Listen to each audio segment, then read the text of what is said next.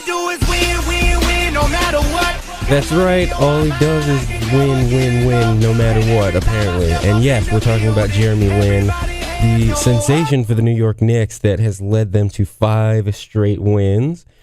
Not sure what to make of this kid. Not entirely sure. Yes, the numbers are fantastic. 27 points a game, 8.3 assists in 4 starts. But those starts were against Utah, Washington, and Minnesota. And I know what you're going to say. Yeah, those 3 teams aren't that great. But then he put up 38 against the Lakers. Totally changed my position on the kid. He's doing his thing, but he's doing his thing with no Carmelo Anthony and no Amare Stoudemire, which makes this even more fascinating. Because now the question is, what's going to happen when the 2 superstars for the Knicks come back? Not really worried about what happens when Amare comes back, because Amare is going to flourish with a natural point guard.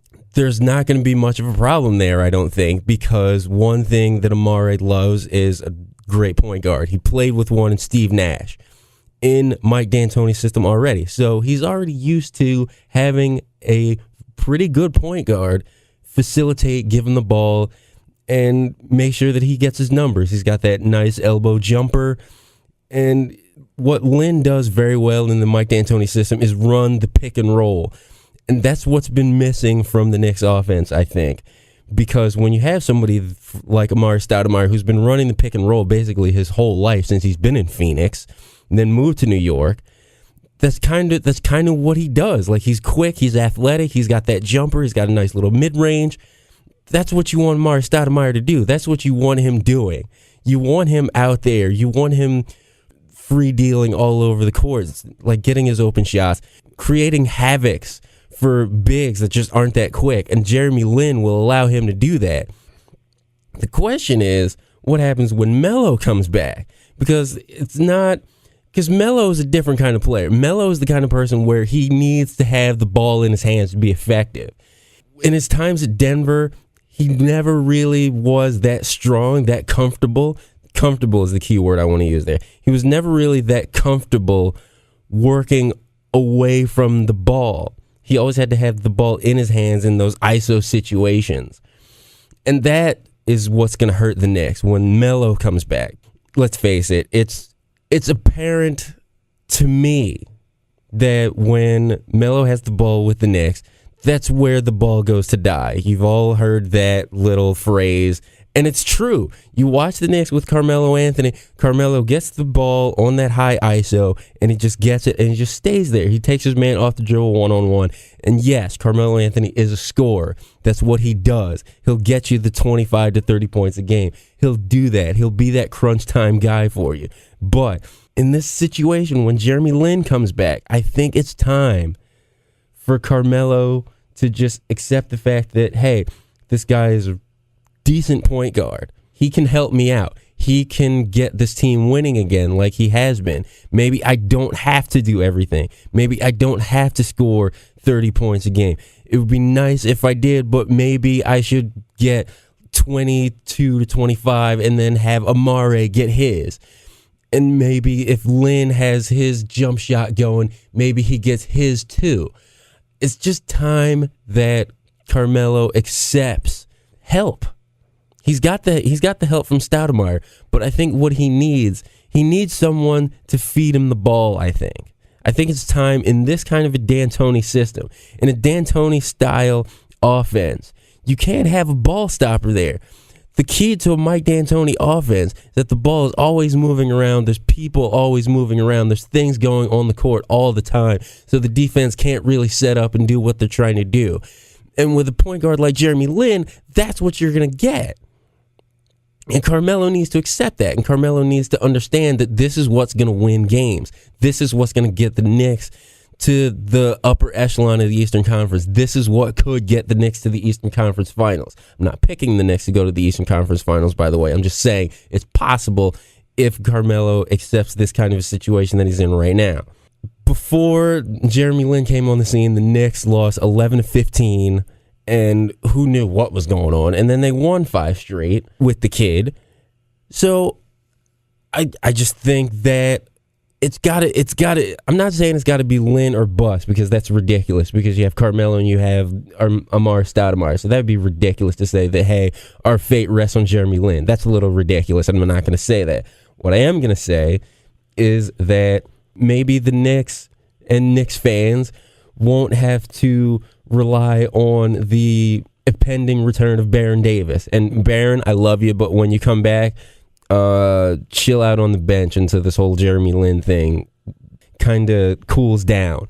Because if D'Antoni puts you in the system and you don't work, you're going to get crucified, my friend. It's going to happen. I'm telling you right now.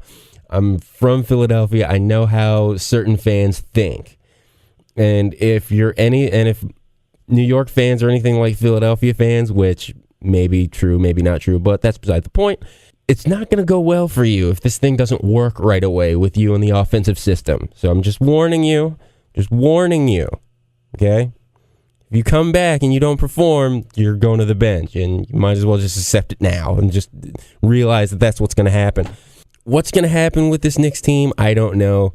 They have Toronto, Sacramento, New Orleans next, so this whole Jeremy Lin thing may continue. That's what it's looking like. They're not going to have any really tough stretches of games until the following week when they get Miami and Dallas. And then we'll see. What the kid's all about. Because no disrespect to the Lakers, they're a great team, but Derek Fisher and Steve Blake are your point guards. He was going to light them up. It was inevitable at that point. And it was a Friday night on ESPN. The kid's going to show off. What are you going to do? Here's something that I want to quelch right now. There's this uprising, and there's this cult uprising for Jeremy Lin, the same way that there was for Tim Tebow. I want to stress this. I want to get this on record right now. Jeremy Lin is not Tim Tebow. You want to know why? Because Jeremy Lin is actually good at the sport that he plays. Tim Tebow is an all right quarterback. He's okay. He'll win you games just on his sheer willpower. But when you look at Tebow's skill set, he's not really a strong passer. He doesn't really do the things that traditional quarterbacks are supposed to do to win games. And I get it, he wins games, but still, you have to be able to at least show the threat of a forward pass. And I don't think Tebow can do that.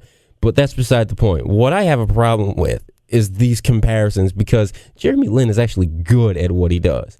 He's got a very high basketball IQ. He shoots the ball well. He passes the ball well. He's got some turnover issues, but again, he's only been in 4 starts in 5 games. So he's getting used to the system the same way everybody else is because of this ridiculous lockout.